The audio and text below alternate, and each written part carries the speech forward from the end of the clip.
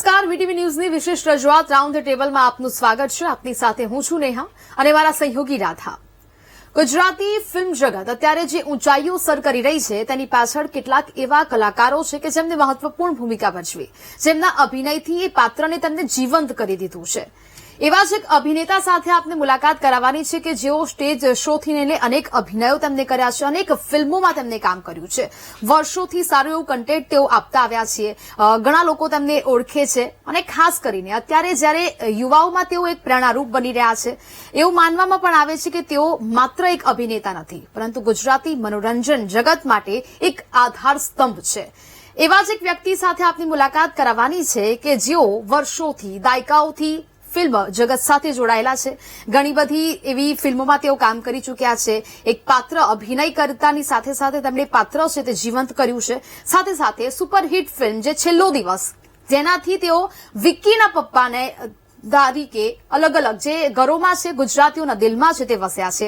તેવા જ અભિનેતા જીતેન્દ્ર ઠક્કર આપણી સાથે સ્ટુડિયોમાં જોડાયા છે. જીતેન્દ્રભાઈ, ખૂબ ખૂબ સ્વાગત છે આપનું. Thank you very much. Jitendrabhai, સૌથી પહેલો જ પ્રશ્ન, અમે તો આપના વિશે બહુ જ સાંભળ્યું છે. દાયકાઓથી આપ ફિલ્મ ઇન્ડસ્ટ્રી સાથે જોડાયેલા છો. ગુજરાતી ફિલ્મ ઇન્ડસ્ટ્રી સાથે તમે કામકાજ કરી રહ્યા છો. હજી પણ એ કામ ચાલુ જ છે. પરંતુ આ સફરની શરૂઆત તમારી કેવી રીતે થઈ અને અત્યાર સુધી ક્યાં પહોંચ્યા છો?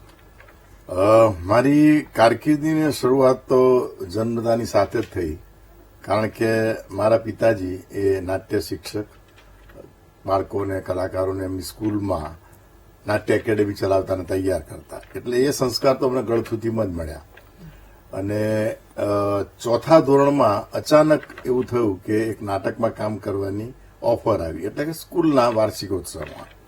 અને બસ એટલા માટે કે ત્યાં એવો રોલ કરવાનો હતો જેમાં સીન ભજવતા ભજવતા જલેબી ખાવાની મળે. જલેબી એ જમાનામાં બહુ એમ કે રેર ખવાતી, શીરો કે લાપસી એવું જ મીઠાઈમાં હોતું, અને દૂધપાક કહેવાય તેને. પણ જલેબી તો ઓહો, એટલે મને એમ થયું ચલો જલેબી ખાવા મળે છે ને આપણે એક્ટિંગ કરીએ. એટલે એ પાત્રમાં મેં કામ કર્યું અને મજા પડી ગઈ. પછી થયું ના આવું તો રોજ કરવું જોઈએ. એટલે પછી જયારે જયારે તક મળે ત્યારે અમે સ્કૂલોમાં કામ કરતા. પછી 8મા 9મા ધોરણમાં આવ્યા ત્યારે પપ્પા અહીંયા આકાશવાણીમાં હિન્દી શિક્ષણના પાઠ આવતા, એમાં એ શિક્ષક બને અને હું ને મારો નાનો ભાઈ વિજય એ બંને જણા વિદ્યાર્થીઓ બનીએ. આમ રેડિયોની પણ અમને તાલીમ બચપણમાં જ મળી ગઈ. અને પછી જયારે ફિલ્મોનો યુગ શરૂ થયો, યુગ મીન્સ અમે જોતા થયા. 8મા 9મામાં તમને એ જમાનામાં કોઈ ફિલ્મ જોવા દેતું જ નહીં, પણ 10મા 11મામાં આવીએ ત્યારે ફિલ્મ જોવા મળે. તો ફિલ્મ જોયા પછી એમ થયું ના આપણે તો કંઈક આ લાઈનમાં જવું જોઈએ. અને મારા પપ્પાને લેખક, હાસ્ય લેખક જ્યોતિન્દ્ર દવે બહુ ગમે, એટલે મારું નામ એમણે રાશિ ઉપર જ્યોતિન્દ્ર પાડેલું. અને મેં એ જમાનામાં ફર્સ્ટ પિક્ચર જોયું. મને ના જ્યોતિન્દ્ર નહીં, આ જીતેન્દ્ર, આપણે તો જીતેન્દ્ર જ છીએ. પછી મેં સ્કૂલમાં બધાને કહી દીધું હવે મને જીતેન્દ્ર કહેવાનું. પછી 10મા ધોરણથી મારું નામ જીતેન્દ્ર સ્કૂલમાં લોકો કહેવા માંડ્યા. પણ હમણાં સુધી, એટલે કે હું સરકારી નોકરીમાં હતો ત્યાં સુધી મારું નામ જ્યોતિન્દ્ર જ હતું. પાસપોર્ટમાં પણ જ્યોતિન્દ્ર જ હતું. જીતેન્દ્ર હમણાં જ 10 વર્ષ પહેલા જ મેં પાસપોર્ટમાં બધી જગ્યાએ મેં એફિડેવિટ કરાવી ને જીતેન્દ્ર કરાયું. બાકી મારું નામ સાચું જ્યોતિન્દ્ર જ હતું. એને એક્ટર જીતેન્દ્રએ ભૂસી નાખ્યું.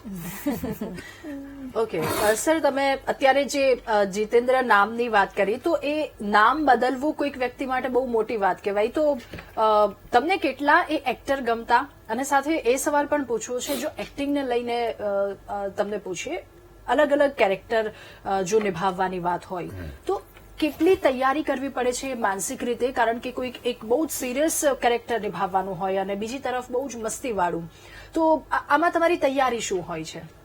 સૌથી પહેલા તો સ્ક્રિપ્ટ હું સૌથી પહેલા લઉં. નાટક હોય કે ફિલ્મ હોય કે સિરિયલ હોય, હું સ્ક્રિપ્ટ વગર કામ કરતો નથી. બધા કે આ જાના હો જાયગા, ના. હું નબળો એક્ટર છું. મને સ્ક્રિપ્ટ આપો, હું વાંચીશ, માનસિક રીતે તૈયાર થઈશ, પછી જ હું ફ્લોર ઉપર આવીશ. એટલે હું નાટક કરતો ત્યારે પણ શોના લગભગ 2 કલાક પહેલા હું પહોંચી જતો અને એ રોલમાં, એ પાત્રમાં હું આવતો. મને 1 કલાક લાગે મારા જીતેન્દ્ર ઠક્કરમાંથી કેરેક્ટરમાં આવતા. એટલે હું સેટમાં કલાક વહેલા પહોંચી જઉં. સિરિયલ હોય કે ફિલ્મ હોય, મને એમ કહો કે તમે 10 વાગે સવારે આવવાનું છે તો હું ત્યાં 9:45 વાગે હાજર હોઉં, ત્યારે કોઈ ના આવ્યું હોય, હું એકલો જ હોઉં. આવા ઘણા બધા અનુભવો થયા, પણ તેમ છતાંય આજની તારીખમાં હું જ્યાં હોઉં ત્યાં પહેલો જ હોઉં છું. હું ક્યારેય લેટ હોતો જ નથી, અને એ જ કારણસર કદાચ લોકો મને બોલાવતા હશે અને હું મારા પાત્રમાં આવતો હોઈશ. કારણ કે તમે બહારથી બધા તણાવ સાથે, ટેન્શનો સાથે, ટ્રાફિકમાં ગમે તે સાચા ખોટા કરીને તમે આયા હોય એક્ટિંગ કરવા, તરત તમે એક્શન અને એક્ટિંગ કરવા માંડો તો એમાં કંઈ બરોબર ભલીવાર આવે નહીં. તમને પણ મજા ના આવે, સામેવાળાને પણ મજા ના આવે.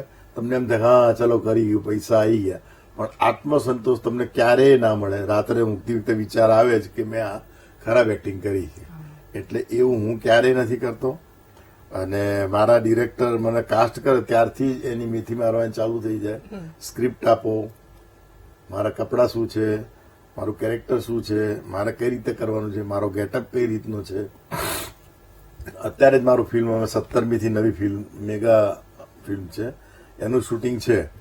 તો મેં અત્યારથી મારા કપડાં, મારો રોલ, મારો ગેટઅપ બધું જ મને કહો ભાઈ, હું એમને નહીં આવું ફ્લોર ઉપર. એટલે ના કે આજકાલમાં તમને બધું મળી જશે. દાખલા તરીકે આ મારા અત્યારે ગેટઅપ છે, આ નોર્મલ, મને મજા આવે આવું રાખવું. પણ કોઈ મને એમ કે તમારે હમણાં મેં દાખલા તરીકે લાયક ના લાયક ફિલ્મ મારી આવે છે જુલાઈમાં, તો મને કે સરપંચનો રોલ છે. મેં આ ના ચાલે, ગામડાનો સરપંચ ફ્રેન્ડ કેટ ના રાખે. એટલે મેં દાઢી કાઢી નાખી, ખાલી મૂછો રાખી અને નવી સ્ટાઇલ કરીને એમાં એ ગયો. પછી બીજું કે મને મૂછો ચોંટાડવી, દાઢી મૂછો ચોંટાડવી નથી ગમતી. ડિરેક્ટરને પૂછેલું તમારો કેવો ગેટઅપ છે, એ પ્રકારની હું દાઢી મૂછ તૈયાર કરી મારી પોતાની અને ફ્લોર ઉપર જવું, જેથી કરીને સ્પિરિટ ગમ લગાડવો ના પડે, નીકળી ના જાય, જોનારને એમ લાગે કે આ બેવકૂફ જેવો લાગે છે. એટલે એ લગભગ હું નથી કરતો. એટલે મારા રોલને હું સંપૂર્ણ ન્યાય આપું છું, એની અંદર ઉતરી જાઉં અને જેટલું બને એટલું એ કેરેક્ટરને ન્યાય આપવાનો પ્રયત્ન કરું. હું ક્યારેય જીતેન્દ્ર ઠક્કર દેખાતો નથી.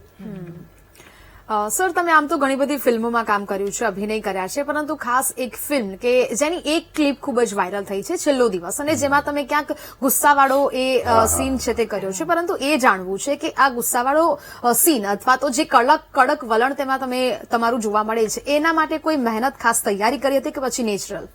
ના, તૈયારી એટલે એ ક્રેડિટ હું કૃષ્ણદેવ યાજ્ઞિકને ડિરેક્ટરને આપીશ. કારણ કે મેં જે રીતે વિચાર્યું કે આમ બોલે બાપ, એમ બોલ્યો, નહીં સર મુझे ऐसा नहीं चाहिए, मुझे ये चाहिए, એમ કરીને લગભગ 8 થી 10 વખત એમને રીટેક કરાયા.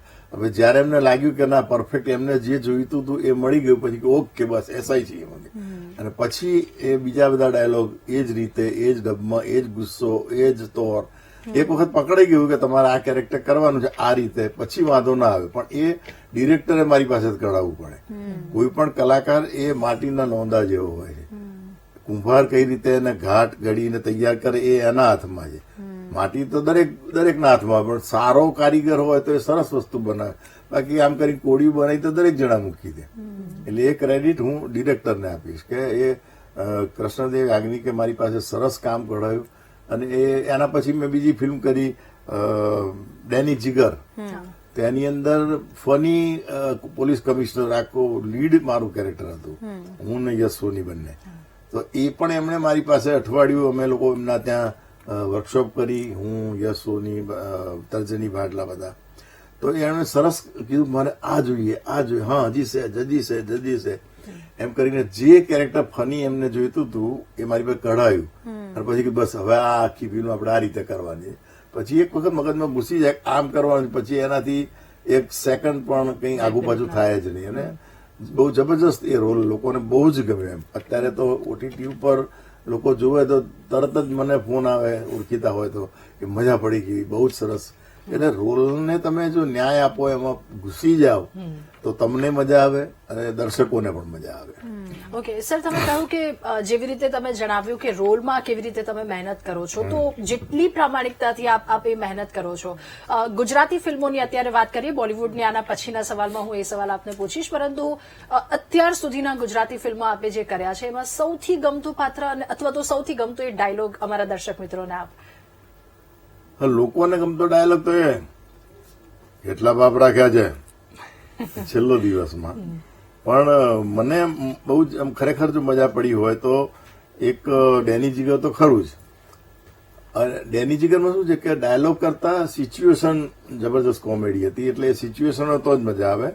અને બીજું એક જે ફિલ્મ આઈ થિંક કાંસ ફેસ્ટિવલમાં ગઈ હતી, માય બેસ્ટ ફ્રેન્ડ દાદુ, એમાં પારસી વકીલનો રોલ કરેલો, એ મને બહુ ગમ્યો. અને લોકોને પણ એવો જ રોલ મેં બીજા એક ફિલ્મમાં પણ પારસીનો કર્યો તો લોકો એમ માને કે તમે ખરેખર પારસી છો. છૂટ્યા પછી જયારે અમે અમુક જગ્યાએ હાજરી આપવા કે જોવા જઈએ ત્યારે પૂછે કે તમે ખરેખર પારસી છો.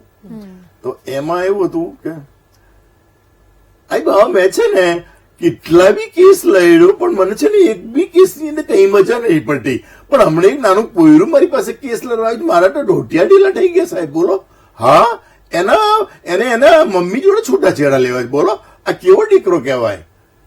એટલે આ જે કેરેક્ટર હતું એ લોકોને એમ લાગે તમે પારસી છો. અને મને નાટક મેં કોલેજમાં સૌથી પહેલા કર્યું હતું, એમાં મેં પેસ્તનજી નળવાળાનો રોલ કર્યો હતો. એમાં મને બેસ્ટ એક્ટરનું પ્રાઇઝ કોલેજમાં આઈ થિંક 74માં કે 73માં મળ્યું હતું. એટલે એવા બધા જે કેરેક્ટર છે ને મારા મગજમાં ઘૂસી ગયેલા છે અને હું એને ઓબ્ઝર્વ કરું. અને એવું કેરેક્ટર મેં પાછું એક serial United states of Gujarat આવતી હતી ઈટીવીમાં કમર્શિયલ, એમાં પણ મેં લગભગ એના 52 એપિસોડ કર્યા હતા. એમાં હું એક જ જેન્ટ્સ અને બાકીની બધી અમદાવાદની એટલે ગુજરાતની શ્રેષ્ઠ હિરોઈનો, અને એવી કદાચ હિન્દુસ્તાનની પહેલી સિરિયલ હશે જેમાં એક મેલ બાકીની બધી ફિમેલ. મેં 52 એપિસોડ એમાં પારસી પ્રોફેસરનો જ રોલ કરેલો કે જે છોકરીઓને પરદેશ જવું હોય એને હું પારસી ઇંગ્લિશ શીખવતો વિઝા અપાવવા માટે. એટલે આવા બધા કેરેક્ટર મને બહુ ગમે. એટલે પારસી તમે શીખેલું છે કે પછી જોઈને? મારું ઓબ્ઝર્વેશન બહુ જ પાવરફુલ અને મારો સબ્જેક્ટ પણ એ છે. મુંબઈની અંદર ઘણી બધી ઇન્સ્ટિટ્યૂટ કે અહીંયા શરૂ થાય તો મારું ઓબ્ઝર્વેશન ઉપર લેક્ચર લેવા માટે હું જતો. મારા ઘણા બધા સ્ટુડન્ટ અત્યારે બહુ જ હિન્દી ઇન્ડસ્ટ્રીમાં આગળ છે. અત્યારે નામ લઈશ તો એમ લાગશે કે હું મારી આત્મશ્લાઘા કરું છું, પણ એવું એટલે નામ નહીં લઉં. પણ હિન્દી ફિલ્મમાં જેને એમને બેસ્ટ રાઇટરનો એવોર્ડ મળ્યો છે, જેની ફિલ્મ 600 કરોડનો બિઝનેસ કર્યો છે, એ રાઇટર પણ મારા વિદ્યાર્થી રહી ચૂક્યા છે. અને એટલે ઓબ્ઝર્વેશન મારી એ માસ્ટરી છે. રસ્તામાં કોઈ હું બહુ બોલતો નથી, બસમાં કે પ્લેનમાં કે ક્યાંક મુસાફરી કરતા હોય તો એ દરમિયાન કોઈ કેરેક્ટર આમ નજરે ચડી જાય તો એને જોઈ લેવાનું, એ કેરેક્ટર ઉતારી લેવાનું દિમાગમાં, અને પછી જયારે તક મળે ત્યારે એ કેરેક્ટર ભજવવાનું સિરિયલમાં, ફિલ્મમાં કે ડ્રામામાં. એટલે સક્સેસ જાય જ. અને લોકોને એમ જ લાગે કે આપણું પોતાનું કેરેક્ટર છે, આપણી આસપાસ ફરતું કોઈ પાત્ર, અને તો જ ફિલ્મો સફળ થાય. સર, એટલે બીજી વાત એ કરવી છે કે અમે તો ઘણી બધી તમારી પ્રશંસાઓ સાંભળી છે. બીજી વાત એ કે દૂરદર્શનથી સફરની તમારી શરૂઆત એ વિશે કંઈક જાણવું છે અમારે. મારી શરૂઆત દૂરદર્શનની પહેલા, દૂરદર્શન થયું જ નહોતું એ વખતે પીજ કેન્દ્ર હતું ઈસરોમાં, અને ત્યાં એક સ્ટુડિયો આપેલો. ત્યાં બધા શ્રમજીવી માણસો માટેના કાર્યક્રમો, દાખલા તરીકે એવું કે હડકાયું કૂતરું કરડે તો શું કરશો, પાક બરોબર ના થતો તો કેવી દવા છાંટશો, આવા બધા નાના નાના કાર્યક્રમો થતા. અને અમને તો એકદમ કહું તું ઓહો કે અમને કોઈ ફિલ્મોમાં દલેર નહીં, કારણ કે હું તો નાટકનો કલાકાર. અને આની અંદર તક મળી એટલે આપણે થયું ઓહો આપણે હીરો થઈ ગયા. એટલે એવા કેરેક્ટર ઈસરોમાં અમે ભજવેલા. ત્યાર પછી પહેલી જ સિરિયલ દૂરદર્શન શરૂ થયું, પણ એનું શૂટિંગ થતું હતું અહીંયા જ ઈસરોમાં, હજી દૂરદર્શનનો સ્ટુડિયો તૈયાર નહોતો થયો. એટલે એ વખતે પણ જયારે પહેલી કલર સિરિયલ થઈ એમાં પણ હું હતો. અને પછીથી એક જમાનો એવો આવ્યો દૂરદર્શનમાં કે દૂરદર્શનમાં 10 સિરિયલો એનાઉન્સ થાય તો એમાં 9માં મારું કાસ્ટિંગ હોય જ. લોકો ફરિયાદ કરવા માંડ્યા કે તમને આના સિવાય જીતવાનું ઠક્કર છે, કોઈ કલાકાર નથી મળતા. દૂરદર્શનમાં બે કમર્શિયલ સિરિયલ છે, એ લોકો જેને લે ને અમે કાસ્ટ નથી કરતા, અમે ત્યાં સિરિયલો ટેલિકાસ્ટ કરીએ છીએ.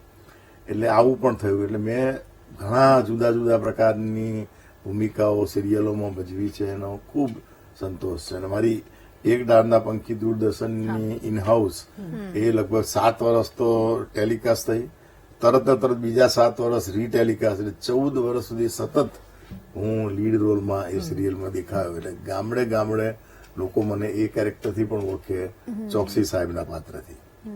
ઓકે સર, તમે કહ્યું કે દૂરદર્શનની પહેલાની તમારી શરૂઆત, એટલે તમે જેટલા યંગ દેખાઈ રહ્યા છો, મતલબ આમ જેટલા એ રીતે, પણ એટલી બધી લાંબી શરૂઆત, અને આ શરૂઆત આખી આપની જર્ની રહી છે, એમાંનો કોઈ એક બોધપાઠ જે આપને આમ ટચ કરી ગયો હોય કે હવે અથવા તો આ દુનિયા છોડવી છે, અથવા તો આમાં કંઈક વધારે બેસ્ટ કરીને આપવું છે?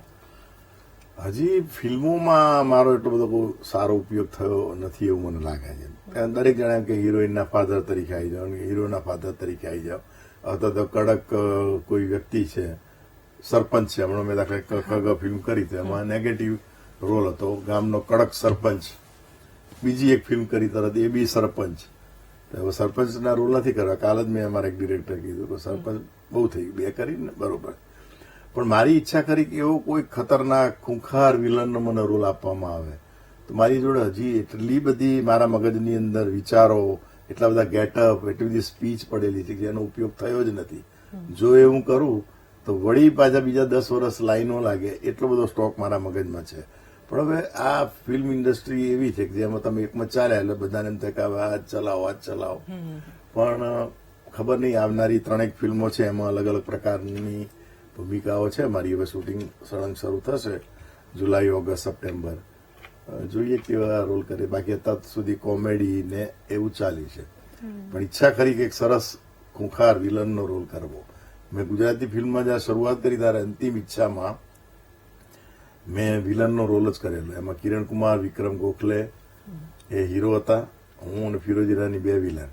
અને મારો રોલ એટલો બધો વખણાયો હતો એ વખતના છાપામાં આવેલું કે રંગભૂમિના કલાકાર જીતેન્દ્ર ઠક્કર મેદાન મારી જાય છે.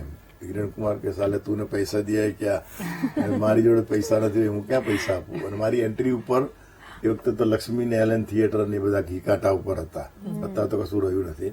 એ થિયેટરમાં મારું મોટું હોર્ડિંગ લાગેલું 8-10 ફૂટનું કટઆઉટ, અને મારી એન્ટ્રી આવેલા લોકો ઉપર ચૂર્ણ ઉછાળતા.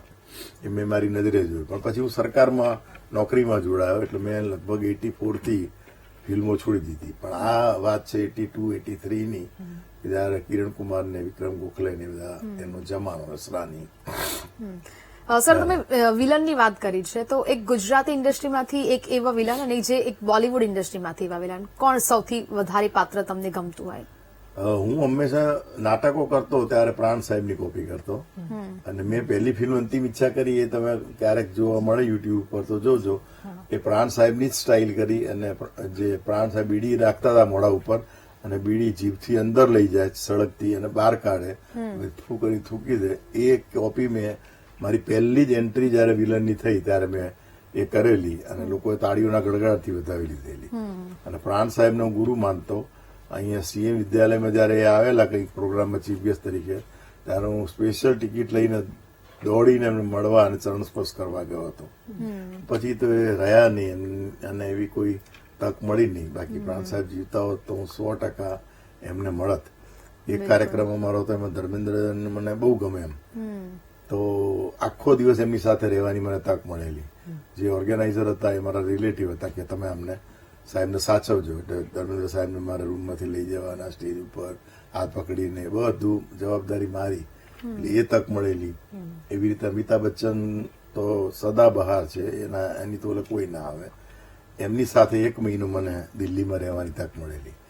ઇન્ટરનેશનલ ચિલ્ડ્રન ફિલ્મ ફેસ્ટિવલ હતો, એમાં અલગ અલગ રાજ્યના પ્રતિનિધિઓ હતા. એમાં ગુજરાતના પ્રતિનિધિ તરીકે મને મોકલવામાં આવેલો, અને જયા બચ્ચન એ વખતે ચેરપર્સન. અને એ વખતે અમિતાભ બચ્ચન સાહેબની ફિલ્મો કંઈ ચાલતી નહોતી, એટલે થોડા ફ્રી હતા. એટલે એ પણ મહિનો ત્યાં જ અમારી સાથે સેન્ટ્રલ હોટલમાં બધા રોકાયેલા. અને રોજ સાંજે અમારી મિટિંગ થાય. રોજ ચિલ્ડ્રન ફિલ્મો આખા વર્લ્ડની એ જોવાની અને મજા કરવાની. એ રીતે ઘણી ફિલ્મો સાથે બેસીને જોઈ છે, ઘણી વાતો કરી છે. પણ એ વખતે મોબાઈલ હતા નહીં, કોઈએ ફોટા પાડ્યા નહીં. એક ફોટો ખાલી અમારી જે મિટિંગ હતી એમાં જયાજીની સાથે મારા જે બાળકો હતા એની જોડે એક ફોટો હજી છે. બાકી કોઈ યાદગીરી નથી, પણ હજી હું મળવા જઈશ ખરો એમને. દાયકાઓથી તમે ગુજરાતી ફિલ્મ ઇન્ડસ્ટ્રી સાથે જોડાયેલા છો. એક સવાલ એ કરવો છે કે એવી કઈ જૂની યાદો છે જેને તમે મિસ કરતા હોય? એવી તો ફિલ્મ ઇન્ડસ્ટ્રી સાથેની કોઈ યાદો નથી, પણ કારણ કે દરેક ફિલ્મમાં નવા મિત્રો, નવા કલાકારો ને એવું હોય, પણ જે પહેલા સિનિયર કલાકારો એ જમાનાના, અમે લોકો 80s ની વાત કરું તો એ આખી વાત પ્રેમ એ બધું જુદું હતું, ઘરોબો જેવું લાગે. તમે એની સાથે બેસો તો દાખલા તરીકે ડિરેક્ટર હતા કાંતિ મળ્યા, તો એ માથે હાથ ફેરવે. કે સાહેબ હતા, કૃષ્ણકાંત, ઘણી હિન્દી ફિલ્મોમાં રાજ કપૂર સાથે હતા. પછી તેમણે નાટક પણ કરેલું, એમની સાથે મેં એક ફિલ્મ કરેલી. તો એ વખતે હું કંઈ હતો જ નહીં, નાનો એક સામાન્ય નાટકનો કલાકાર, પણ એક ફિલ્મમાં કામ કરવાની તક મળી ને કે સાહેબ ડિરેક્ટર. તો મને માથે હાથ ફેરવી એમની જોડે બેસાડે, જમાડે, બેટા તું કંઈ ખાતો નથી, ખા ને. અને મને બહારનું જરા ઓછું ફાવે એ માહોલનું, એટલે મને બેસાડી એમની સાથે કંઈ ફ્રૂટ આવે તો ખવડાવે, વાલ કરે. અને વર્ષો પછી એમને મળવાની એક તક એવી રીતે મળી. પછી તો એ બિચારા પથારીવશ હતા, એટીએફ હતા, અને સુરતમાં એમના દીકરાના ત્યાં પછી મુંબઈ છોડીને જતા રહેલા. પણ મેં કલાકારોની ડિરેક્ટરી બનાવેલી, કલાકારોનું એક બર્થડે કેલેન્ડર બનાવ્યું, જે વર્લ્ડમાં કોઈએ નથી બનાવ્યું. એના માટે મને વર્લ્ડ રેકોર્ડ ઇન્ડિયાનો એવોર્ડ પણ મળ્યો કે દરેક જાન્યુઆરી મહિનાનું કેલેન્ડર આમ તમે ખોલો, જાન્યુઆરીની 1 તારીખે જે કલાકારોની બર્થડે આવતી હોય એનો ફોન નંબર, એનું નામ, આખું સંશોધન કરીને મેં એ મૂકેલું. એમાં કૃષ્ણકાંત સાહેબ જે છે કે નામે ઓળખાતા, એમનો નામ ને નંબર ને જન્મ તારીખ મેં લખેલી. તો એમની જન્મ તારીખ જયારે આવી ત્યારે એમના જૂના મિત્રોએ બોમ્બેથી એમને ફોન કર્યો અને વિશ કર્યું. એવી રીતે લોકો 30 જણના ફોન એમના ઉપર આવ્યા. એટલે પછી એમણે એક જણને પૂછ્યું કે ભાઈ આ નંબર તમે ક્યાંથી લાયા? તો કે જીતેન્દ્ર ઠક્કરની ડિરેક્ટરી છે એમાંથી મને. તો કે એનો નંબર મને આપો ને. તો મારો નંબર એમણે લીધો, મને ફોન કર્યો, બેટા જીતેન્દ્ર. મેં કીધું હા. અરે કે સાહેબ તમે? તું મને ઓળખે? અરે સાહેબ તમારી ફિલ્મ જવાબદારમાં મેં કામ કરેલું, તમે મને દીકરાની જેમ રાખ્યો એ જ હું. અરે બેટા તને 100 વર્ષનો ભગવાન કરે, કારણ કે આજે તે મારો પુનઃજન્મ કર્યો છે. મને લોકો ભૂલી ગયેલા, હું કોણ છું એ ખબર નહીં, મને કોઈ યાદ નતું કરતું. અને આજે અચાનક મારા બર્થડે મને 30 જણાએ વિશ કરી. તે મને ફરીથી જીવતો કરે છે, મારા તને આશીર્વાદ છે. એટલે આવા કંઈક કલાકારોના આશીર્વાદના કારણે જ આજે હું સ્વસ્થ છું. ઓકે સર, જે તમે કહ્યું કે જે ડિરેક્ટરી તમે બનાવી એટલે એમાં એક નામ, મોબાઈલ નંબર, એ ડેટની સામે બધી વસ્તુ.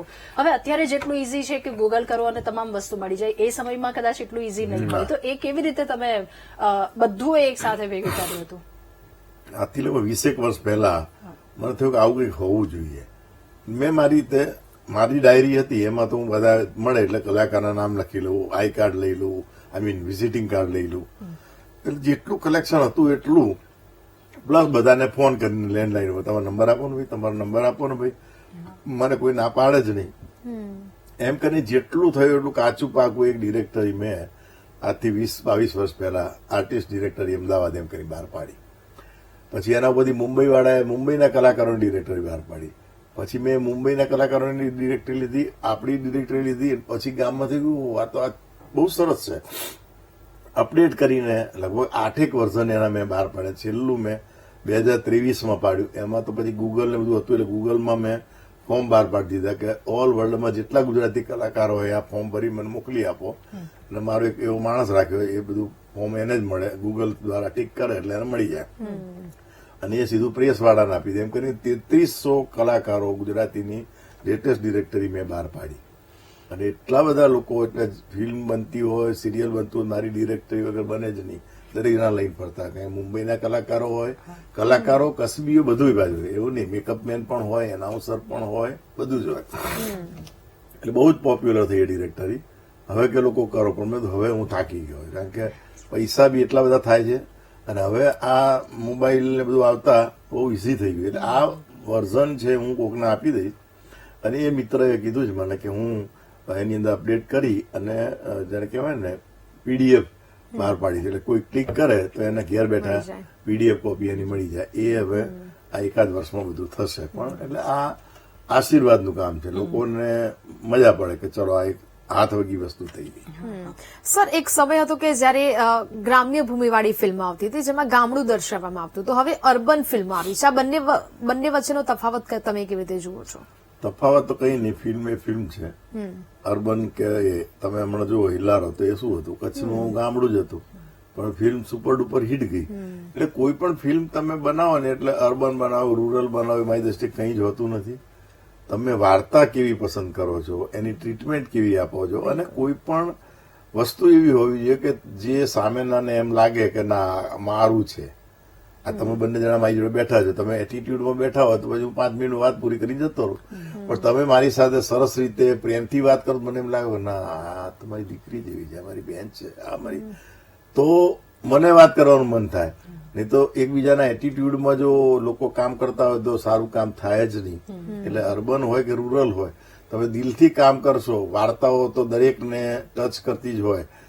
આમાં શું હોય કે લગ્ન થયા, છૂટાછેડા થયા, પ્રેમ થયો, આની આ વસ્તુ બેકગ્રાઉન્ડ જુદું હોય. અમદાવાદમાં પ્રેમ થયો, પેલાને બરોડામાં થયો, પેલો ગામડામાં હારીજમાં થયો, પાટણમાં થયો, પાલનપુરમાં થયો. એટલે વસ્તુ એકની એક જ છે. કોઈ રામાયણ મહાભારત તમે લો ને, એ બે સિવાયની કોઈ વાર્તા આવતી જ નથી. ક્યાંય ને ક્યાંય તમને રામાયણ મહાભારત ગીતા એ ટચ કરે જ. એ કયા રૂપમાં કયા સ્વરૂપમાં છે એ ડાયરેક્ટરના ઉપર આધાર રાખે છે. સંસ્કૃતિની વાત પણ તમે રજૂ કરી શકો. એ સંસ્કૃતિ તમારા, તમે એમ લાગો કે ભાઈ મારે હમણાં એક ફિલ્મ આવી, કોઈ નામ ભૂલી ગયો, પણ આદિવાસીની વાત છે, તો ત્યાંનું તમે કલ્ચર બતાવો, ત્યાં જઈને ટચ કરો તો એ આદિવાસી લોકોને બહુ જ મજા પડી જાય. એટલે એ વિસ્તાર તો જોવાનો જ છે. એ સિવાય તમારા મારા જેવાને થાય આ આદિવાસી એ જોવું જોઈએ યાર, આ તો કલ્ચર મજાનું છે, આ તો સરસ છે. તો એટલે લોકોને ટચ કરી જાય એ વસ્તુ તમે બતાવો તો લોકો જોવાના જ છે. એટલે અર્બન રૂરલની વાત બધી બોગસ છે. ઓકે સર, તમે બોલિવૂડ ફિલ્મ પણ ઘણી કરી. અત્યારે તમે જણાવ્યું કે કેટલાય કલાકારોની સાથે આપ સતત ટચમાં રહેતા હતા. તો એમાંની માં ફિલ્મ હોય જે દર્શકોને ખૂબ વધારે ટચ કરી ગઈ હતી, એમના દિલ સુધી એ પહોંચી. આપને બોલિવૂડની ગમતી સૌથી ગમતી એ ફિલ્મ જેમાં આપે અભિનય કર્યો હોય અને સૌથી હૃદયની નજીક હોય એ ફિલ્મ. અને સાથે સર સવાલ એ પણ પૂછવો છે, જ્યારથી આપને મળ્યા અત્યાર સુધી અમે તમને મોટા પડદા પર જોયા છે અને અહીંયા આપની સાથે વાતચીત કરી, બહુ સરળ સ્વભાવના આપ અત્યારે અમને દેખાઈ રહ્યા છો, અમારી સાથે એ રીતે વાતચીત કરી. પણ ઓકે, એટલે સર જે કહ્યું આપણે વાતચીત થઈ કે રાજ બબ્બર આપના ઘરે, એટલે લોકો પડાપડી કરતા હોય કે એક અભિનેતા સાથે ફોટો ક્લિક કરાવો અને આટલા દિગ્ગજ અભિનેતા એ તમારા ઘર સુધી આવતા હોય. એ ઇન્ડસ્ટ્રીનો પ્રેમ છે મારા પર. બાકી હિન્દી ફિલ્મો તો મેં 2 જ કરી છે. બંનેમાં વિલન હતો અને બહુ જ યાદગાર રોલ. એ જમાનામાં એ ફિલ્મ જી સિનેમા શરૂ થયું ત્યારે એ લોકો જોડે 2-4 ફિલ્મો હશે. મારી ફિલ્મો એમને 10,000 વખત બતાવી હશે. ખૂન કી પ્યાસી ડાયન આખી ફિલ્મ મારા ઉપર. મેં ખતરનાક તાંત્રિકનો રોલ કરેલો. લોકો ગભરાઈ જાય, ડરી જાય. એ યાદગાર રોલ હતો. પણ પછી સરકારી નોકરીમાં જોડ્યા પછી એવું શક્ય નહોતું ટાઈમ આપવો. એટલે એવો ગાળો આવ્યો કે લગભગ 30 વર્ષ મેં નોકરી કરી, એમાં કદાચ મેં એક ફિલ્મ કરી જ નથી. અને સરકારની મંજૂરી લઈને માત્ર સિરિયલ થોડી ઘણી અને નાટકો જ કર્યા. 2015માં હું નિવૃત્ત થયો સરકારમાંથી. 14 પછી પહેલી જ ફિલ્મ કરી છેલ્લો દિવસ, અને એ સુપર ડુપર હિટ ગઈ. અને ત્યાર પછી લગભગ 100 ફિલ્મો પૂરી થશે. 2014-15 થી શરૂ કરીને આજે 10 વર્ષમાં 100 ફિલ્મો લગભગ પૂરી થઈ જશે. એટલે લોકો તમે સારું કામ કરતા હોય, ડાઉન ટુ અર્થ હો, તો લોકોને વધારે મજા પડે. બાકી તમે ગમે તે કલાકારને બોલાવો અને બોગસ કલાકાર હોય પણ એનું નામ હોય તો એ લોકો બોલાવતા હોય કે ચલો ભાઈ કામ કરી પાર લાવો નહીં યાર, 50 લાખ નફો કરવાનો જ છે, તો એ બોલાવે. અને પ્રેમથી એ લોકો બોલાવે, ના યાર મજા આવશે, જીતેન્દ્રભાઈ મજા આવશે. તો 2 રીતે માણસો તમને બોલાવતા હોય અને તમારી સફળતાનું કારણ એ હોય છે. એટલે મને અને મારા પરિવારના બધા જ સભ્યોને કોઈને જમાડવાનું બહુ જ શોખ. એટલે ઇન્ડસ્ટ્રીના મોટા ભાગના બધા જ કલાકારો મારા ઘેર જમી ગયા છે. અને એક પ્રસંગ તો એવો હતો કે જયારે મેં મારો બર્થડે હું બહુ અલગ અલગ રીતે ઉજવું છું કલાકારોની સાથે જ. ખાલી એક જ વખત મારા પપ્પાએ કીધું તું ભાઈ કલાકારો જોડે બર્થડે ઉજવે છે. કચ્છમાં પરિવાર મારો કચ્છમાં રહેતો. એક વખત તો આવ્યું હતું અહીંયા કચ્છમાં આપણે બર્થડે તારો ઉજવે. એક જ વર્ષ હું ગાયબ હતો અને ત્યાં ઉજવેલો. પણ એક વખત મને એવું થયું કે લાવો આપણે મારી સાથે કામ કરેલું એવી બધી હિરોઈનોને જમવા બોલાવું, જમાડીએ અને સરસ રીતે બર્થડે ઉજવીએ. તો એવી મારી 56 હિરોઈનો, જે વૃદ્ધ પણ થઈ ગયેલી, યુવાન પણ હતી, એવી બધી 56 છોકરીઓ બહેનોને મેં બોલાવી, મારા ત્યાં પાર્ટી પ્લોટ છે ઘર સોસાયટીનો, એમાં જમણવાર કર્યો અને એવા કલાકારોના પત્નીઓ કે જેને કોઈ ઓળખતું નથી એવા સિનિયર 5 કલાકારોના પત્નીઓનું પણ મેં સન્માન કર્યું. કારણ કે પત્નીનો ફાળો એટલો બધો હોય છે કે એને કોઈ ઓળખતું નથી. આજે તમે કહો કે કોઈ કલાકાર અમદાવાદનો, તો સિદ્ધાર્થ રાંદેરિયાનું નામ લો, તમે ઓળખો છો એના પત્નીને? નથી ઓળખતા. પણ એમના આગળ લાવવા માટે એનો કેટલો ભોગ છે કોઈ નથી જાણતું. એ રીતે મેં પી ખરસાણીના પત્ની, વિનોદ જાનીના પત્ની, પ્રલય રાવલના પત્ની, આવા બધા, હસમુખ ભાવસાર, મહેશ વૈદ્ય, આવા કલાકારોના પત્નીઓને બોલાવીને એમના પતિના હાથે જ સન્માન કરાવડાયું. ત્યારે ઓડિયન્સમાંથી જે મુખ્ય હિરોઈનો કહેવાય, જેમિની ત્રિવેદી, વૈભવી ભટ્ટ કે બધી ઘણી બધી, એ ઉભી થઈ ગઈ. 1 મિનિટ કે અમારે એક કામ છે. શું છે? તો કે અમારે ભાભીનું સન્માન કરવું જોઈએ. કેમ ભાઈ? કે અમે અહીંયા આવ્યા ક્યારે જમ્યા વગર ગયા એવું બન્યું નથી. અમે 56 બહેનો એમના હાથની રસોઈ ખાધેલી છે, એટલે અમારે એમનું સન્માન કરવું છે. એ વખતે મારા મિસિસનું પણ સન્માન કરેલું. કારણ શું કે અમને આખા પરિવારને ગમે કે કોઈ અમારે ત્યાં આવે ને જમે. અને અમારે કચ્છમાં મારા ભાઈની કેસરની કેરીઓની વાડી છે, રસ અમારે ત્યાં હોય જ, એટલે બધાને ખબર. તો બધા કલાકારો મારા ત્યાં રસ ખાવા માટે આવે જ અને પ્રેમથી મને મળે. એટલે આ એક મૂડી છે આપણી. કારણ કે તમે ક્યારે ક્યાં જતા રહેશો, તમારું કેસરની વાડી ક્યાં જતી રહેશે, ખાવાનું ક્યાં જતું રહેશે, પૈસા કોઈ ખબર નથી. પણ તમારા પછી તમારી જે સુવાસ હશે એ લોકોની પાસે રહેશે. અને એ અમે આખો પરિવાર એવું માનીએ છીએ. ઓકે સર, તમે કહ્યું કે જે પ્રકારે પહેલા તમે 80 થી તમે ફિલ્મ ઇન્ડસ્ટ્રીમાં આવ્યા, પછી સરકારી નોકરી આવી 2015માં, એટલે પાછું ફિલ્મોમાં કામ કરવાનું છોડી દીધું ને પછી ફરીથી ફિલ્મોમાં અભિનય કરવા લાગ્યા. એટલે આ બધું જ તમે તમારી જીવન સાથે કેવી રીતે મેનેજ કરો છો? જો મારી નોકરી હતી એ સરકારી સાંસ્કૃતિક ખાતામાં જ હતી અને કલાકારોને મદદ કરવાની જ મારી નોકરી હતી. એટલે જ મેં નોકરી કરી. બાકી નોકરી અમારા પરિવારો કોઈ કરે જ નહીં, બધા વેપારી ધંધોવાળા જ છે. મારો દીકરો અત્યારે બહુ જ સારો કલાકાર હોવા છતાંય એ છોડીને ધંધો સંભાળે. કારણ કોઈ ધંધો સંભાળવાળું થવું જોઈએ ને. એટલે એ દરમિયાન કલાકારોના એટલા બધા કામ કર્યા છે. આજે લોકો મને યાદ કરે છે, તમે હતા ત્યારે અમારે કામ હતું, અત્યારે અમારે બહાર લાઈનમાં ઉભા રહેવું પડે છે, અત્યારે કોઈ સાંભળતું નથી. જો ભાઈ, એક કલાકાર પોસ્ટ ઉપર બેઠો હોય તો બીજા કલાકારનું સાંભળે. બાકી આ તો સરકાર છે, એમાં જે બેઠેલા માણસો છે એને ટુ ધ પોઈન્ટ કામ કરી છૂટા થઈ જવાનું. કોઈના પ્રત્યે લાગણી દર્શાવવાની એવું કોઈ સરકારમાં કહ્યું નથી. તમે પોતે લાગણીશીલ હો અને તમે લાગણી બતાવો તો જુદી વાત છે. તો એ રીતે અમારી જયારે સાંસ્કૃતિક ખાતામાં હું જોડાયો ત્યારે માત્ર 2 જ યોજનાઓ ચાલતી. એમાં મેં નવી કલાકારો માટે એટલી બધી યોજનાઓ કરી. એ અત્યારે બધી જ યોજનાઓ અમલમાં છે. ગરીબ કલાકારો માટેની, દર્દીઓ કોઈ કલાકાર માંદો પડે તો એની યોજના છે, ઘણી બધી યોજનાઓ. તો લોકો એટલા બધા ખુશ છે કે ના પૂછો વાત.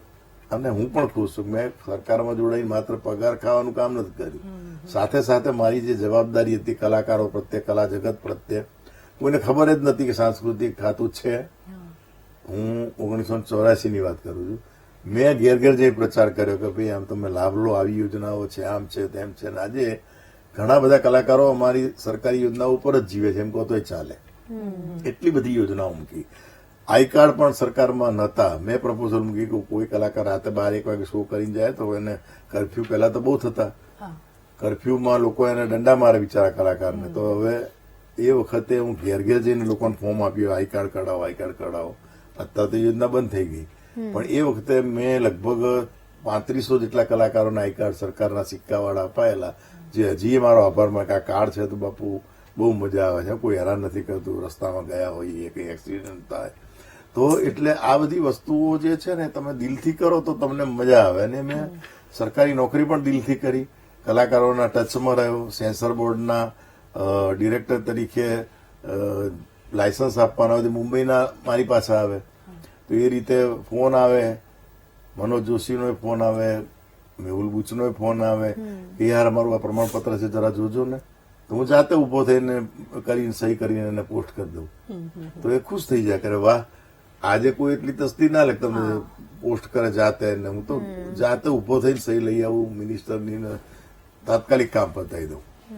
એટલે એ ઇન્ડસ્ટ્રીના કલાકારો પણ આજે એટલું જ. હું મુંબઈ જઉં તો મારે કોઈ નાટક કે જોવું હોય તો ટિકિટ લેવી ના પડે. ઉપરથી ખુશ થાય હો તમે જોવા આવ્યા છે. અને મને મજા આવે, લાવો મિત્રોને મળી આવું. અને કોઈ નાટકનું ઓપનિંગ થતું હોય ત્યાંથી હું ઘરના ખર્ચા કરીને મુંબઈ જવું માત્ર નાટકનું ઓપનિંગ એને વિશ કરવા માટે. તો સંબંધો તમે એક હાથે તાળી ના પડે, બે હાથે પડે. તમે જો સાચવો અને તમે સામેવાળા સાચવે તો કાયમ ચાલે, નહીં તો વાર્તા પૂરી થઈ જાય. હું તમને મેસેજ કરું ગુડ મોર્નિંગ, તમે જો જવાબ ઠીક છે, બીજા દિવસે હું ના કરું મેસેજ, કઈ નહીં. આવું પરસ્પર છે. ઓકે સર, મારો એક સવાલ એ હતો કે કલા જગતનો માણસ, કલા પ્રેમી માણસ એ 9 to 5 જોબમાં અથવા તો એ જોબમાં કેવી રીતે ટકી શકે? પણ મને એનો આપની વાત ઉપરથી જવાબ મળી ગયો. હવે મારે બીજો સવાલ એ પૂછવો છે કે કલાકારો જે સ્થિતિ હોય છે, આપે કહ્યું કે ગરીબ કલાકારો ઘણી બધી યોજનાઓ પણ કરી, જ્યાં સુધી કામ હોય છે, જ્યાં સુધી બોલબાલા હોય છે, ત્યાં સુધી લોકો બોલાવે છે, પણ જ્યારે કામ નથી મળતું ત્યારનો સમય એમના માટે બહુ જ અઘરો થઈ જાય છે, ડિપ્રેશનમાં લોકો આવી જાય છે. તો આ સમય કેવી રીતે પસાર કરવો? જો તમે સારું કામ કર્યું છે તો તમારો ક્યારેય સમય નબળો હોતો નથી. દાખલા તરીકે હું સરકારમાં હતો, મેં લોકોના કામ એટલા કર્યા, મારા સ્ટાફમાં પણ હું મારા પટાવાળાને પણ મારા ટેબલ પર બેસીને કહેતો અહીં બેસ, નાસ્તો કર, જમ. સાથે અમે ચા નાસ્તા કરતા, જમતા બધા સાથે. તો આ સરકારમાં એવું છે, ઉતર્યો અમલદાર કોડીનો. અને હું આજે પણ ગાંધીનગર મારી ઓફિસમાં જઉં ને મારો એ જૂનો પટાવાળો મળી જાય કે સાહેબ તમે અમને બહુ ખવડાવ્યું, લીંબુ શરબત તો પીને જવું જ પડશે, હું લઈ આવું એમ કરીને એ દોડીને મારા માટે લઈ આવે. હું ના ભાવે તો કહું ના, ચાલો બિચારો પ્રેમથી પીવડાવે છે તો પીએ. એટલે મેં જે લોકોને વાવેલું છે બધું ઉગે છે. હું સરકારમાં પણ અત્યારે જઉં તો મને એટલા જ પ્રેમથી બધા બોલાવે. કલા જગતમાં બધાના કામ કરેલા જ છે, એટલે કોઈ સવાલ જ નથી. આજે થાકી જવું પણ રોજના 3 કાર્યક્રમો મારે એટેન્ડ કરવા જવું પડે કે ભાઈ તમે આવજો ને, અમારું નાટકનું ઓપનિંગ છે તો આપણે વિશ કરવા જઈએ કે અતિથિ વિશેષ તરીકે બોલાયા હોય, કોઈ એવોર્ડ સમારંભ હોય તો એટલે એ જવું જ પડે. પછી એમ થાય થાક લાગ્યો છે, આમ છે તેમ છે, તે કશું જ ના ચાલે. એટલે એ રીતે આજની તારીખમાં રોજના એટલીસ્ટ 2 ફંક્શન કે 3 ફંક્શન તો મારે એટેન્ડ કરવાના હોય જ છે. અને તો જ એ લોકો પ્રેમથી બોલાવે. નહીં તેમ અભિમાની છે. આપણે ભલે અભિમાની ના હોઈએ, માંદા પડ્યા હોય એટલે ના પાડતા હોય, સામેવાળો તો એવું જ લાગે આ બહુ એરમાં આવી ગયા. પણ એટલે તમારે સંબંધ સાચવવા હોય તો તમારે જાતે તકલીફો વેઠવી જ પડે. અને એ કર્યું હોય તો તમને ક્યારેય કોઈ તમે એકલતા પડવાની જ નથી. ઉપરથી તમે 10 દિવસ ના દેખાવ તો અરે જીતુભાઈ કેમ દેખાયા નહીં તમે, એમ કરી 5 જણા મળવા આવે, ફોન કરે, એટલે કોઈ તકલીફ પડતી જ નથી. કામ ચાલે જ છે. ઓકે સર, પહેલાનો જમાનો ને અત્યારનો જમાનો ઘણો બધો બદલાઈ ગયો છે, કારણ કે અત્યારે આપણે એવું કહી શકાય કે સોશિયલ મીડિયાનો જમાનો ચાલી રહ્યો છે. પહેલા એવું હતું કે તમે અત્યાર સુધી આટલી બધી ફિલ્મો કરી છે, ઘણા બધા એવા યુવાઓ પણ છે કે જે અત્યારે ગુજરાતી ઇન્ડસ્ટ્રીમાં આવવા માંગે છે. એવા યુવાઓ માટે તમે શું કહેવા માંગશો, શું સલાહ આપશો? બસ એ જ કે મહેનત તો કરવી જ પડશે. માત્ર ને માત્ર તમે પેલા રીલ બનાવીને એમ કે મારા ફોલોઅર્સ આટલા છે, એ ફોલોઅર્સ થી તમને જઈને કોઈ એક વખત કામ આપશે, ત્યાં તમે ફ્લોપ શો થઈ ગયા તો તમને કોઈ લેવાનું નથી. મને ઘણા બધા કહે છે તમે ઇન્સ્ટાગ્રામ કેમ આટલા ઓછા છે, અત્યારે તો ઇન્સ્ટાગ્રામ ઉપર કામ મળે છે. મારે જોઈતું જ નથી કામ. ઇન્સ્ટાગ્રામ ઉપર જો કામ મળતું હોય કે એના ફોલોઅર્સ કેટલા છે એવું મળતું હોય, મારે નથી જોઈતું કામ. મારી આવડત, મારામાં કેટલી ટેલેન્ટ છે એ જોઈને જે લેશે એને મજા પડશે, મને મજા પડશે. એટલે એવું તમે એમ કહો કે હું રીલ બનાવી દઉં, રોજ ગાડા વેડા કરીને લોકો જે બનાવતા હોય છે રીલ, એનો કોઈ મતલબ નથી. તમે જો બાય હાર્ટ સારા હશો, તમારા પોતાનામાં કઈ પોટેન્શિયલ હશે તો લોકો તમને લેવાના જ છે. અને તમારો સ્વભાવ સારો હશે, સારા એક્ટર હશો તો બીજું કઈ કરવાની જરૂર નથી. હા, તમે નિષ્ઠાપૂર્વક નવા કલાકારોને કે એરમાં ના આવી જતા, કોઈ વ્યસન ના કરતા. કારણ કે હું એટલા માટે કહું મને કોઈ વ્યસન નથી. હું ફ્લોર ઉપર ચા પણ નથી પીતો, ઘેરે નથી પીતો. પણ કહેવાનો મતલબ સામેવાળાને મારી કોઈ તકલીફ જ નહીં. એને કહી દઉં કે તારે મારી કોઈ ચિંતા કરવાની નહીં, મારું લંચ હું ઘેરથી લઈને આવીશ. એટલે હું લગભગ 12 ગામ ઓછું શૂટિંગ કરું. અમદાવાદમાં કરું તો 5 વાગે હોય તો 4 વાગે મારા ઘેરથી હું મારું ટિફિન, ભાખરી શાક કે ખીચડી કે લઈને જ જાઉં. અને એ જ ફ્લોર ઉપર ખાવાનું, 2 જણનું વધારે લઈને જવું. કે કોઈ બીજા 12 ગામથી આવ્યું હોય, હમણાં છોકરી મુંબઈથી આવેલી, એટલું જ ખુશ થઈ કે તમારી ભાખરી શાક ખાવાની બહુ મજા પડી ગઈ. ખાને બેટા તારા માટે જ વધારે લાવે કુદરતી. એટલે નવા કલાકારોને એટલું જ કહેવાનું કે ભાઈ તમે વ્યસન ના કરતા, તમને કોઈ સમય આપે તો સમયસર પહોંચી જજો. અને પાત્રને તમારી નજરે ના ભજવતા તમારા ડિરેક્ટર કેમ ભજવજો. તમે ઘેરથી એમ નહીં ગયા બચ્ચનની સ્ટાઇલમાં બોલી નાખો, પણ એ બચ્ચનની સ્ટાઇલનો રોલ જ ના હોય તો તમે ફ્લોપ થઈ જવાના. અને ડિરેક્ટરને થશે કે આ કોઈ ક્યાંકથી કઈ ભાઈ આવી ગયા જવા. એટલે ડિરેક્ટરને ઉભે થવાનું, સમયસર પહોંચી જવાનું, શિસ્તમાં માનવાનું, વ્યસન નહીં કરવાના, તો ઓટોમેટિક તમે આગળ આવો. Okay, thank you so much sir. Round the ટેબલમાં અમારી સાથે જોડાયા, અમારી સાથે આ ચર્ચા કરવા બદલ આપનો ખૂબ ખૂબ આભાર. Thank you. મને પણ મજા આવી. વીટીવી હંમેશા મને આવી રીતે ક્યારેક સરસ મજાના કાર્યક્રમો બોલાવે છે. એક વખત મારા હાથે રસોઈ પણ બનાવેલી અને આજે તો આ એક નવો જ વિષય રાઉન્ડ ધ ટેબલ. મજા પડી ગઈ મને પણ, અને તમામ દર્શકોને ખૂબ ખૂબ આભાર. તમારો પણ આભાર. મજા પડી ગઈ. Thank you sir, thank you. તો દર્શક મિત્રો, આ હતા જીતેન્દ્રભાઈ ઠક્કર કે જેમની સાથે આપણે વાતચીત કરી. અભિનયની એમને ક્યારથી શરૂઆત કરી, સાથે દિગ્ગજો સાથેના એમના સંબંધો, આ તમામ મુદ્દા પર ચર્ચા કરી. અને સાથે એક વ્યુઅર તરીકે આપણે હંમેશા જોતા હોય છે કે મોટા પડદા પર જે અભિનય કરે છે એ કલાકાર, એમની લાઈફસ્ટાઈલ તો કેવી હશે, પરંતુ આ કલાકાર જે ખૂબ જ સરળ અને સહજ સ્વભાવના છે. તો અમને આપશો રજા. આવતા રવિવારે નવા વ્યક્તિ વિશેષની સાથે આપની મુલાકાત કરાવીશું. નમસ્કાર.